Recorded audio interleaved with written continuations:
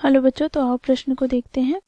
21 centimetre त्रिज्या के एक वृत्त से एक त्रिज्याखंड काटा गया है। यदि त्रिज्याखंड का कोण 120 डिग्री है तो चाप की लंबाई तथा क्षेत्रफल हमें ज्ञात करना है। तो दिए गए प्रश्न की मुख्य अवधारणा की बात करें तो बच्चों यहाँ पर हम देखेंगे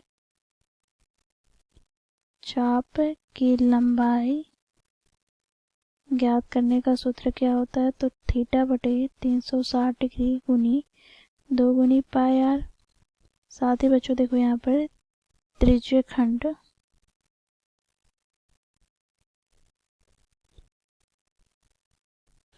का क्षेत्रफल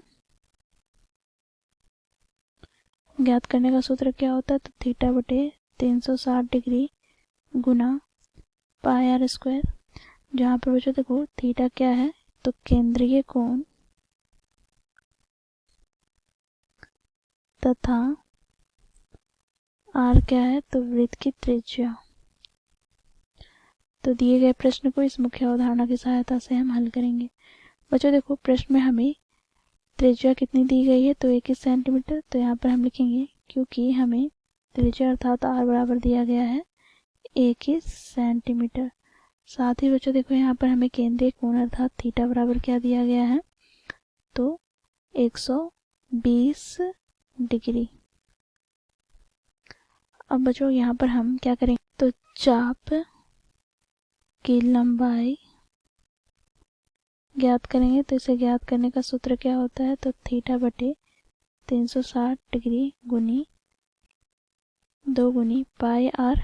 बच्चों देखो यहाँ से थीटा का मान क्या है 120 डिग्री बटे 360 डिग्री गुना 2 गुनी, यहाँ पर बच्चों देखो हमें पाई का मान क्या दिया गया है 22 बटे 7 गुना आर क्या है 21। तो बच्चों देखो यहाँ पर इसे हम आगे सरल करते हैं तो शून्य से शून्य कट गया, 12 का 12 24 दिया 36 3 बार में। बच्चों देखो 7 दिया 21, 3 से 3 कट जाएगा तो यहाँ से हमें प्राप्त क्या हो जाएगा तो 22 दूनी 44 सेंटीमीटर हमें चाप की लंबाई प्राप्त हो गई।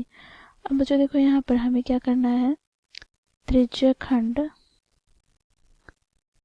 का क्षेत्रफल ज्ञात करना है। तो इसे ज्ञात करने का सूत्र क्या है तो थीटा बटे 360 डिग्री गुनी पाई आर स्क्वायर। बच्चों देखो यहाँ पर थीटा का मान क्या है तो 120 डिग्री बटे में 360 डिग्री गुना पाई का मान 22 बटे 7 गुना आर का स्क्वायर। तो आर हमें प्रश्न में क्या दिया गया है तो देखो यहाँ पर 21 सेंटीमीटर। तो यहाँ पर लिखेंगे हम 21 गुना 21।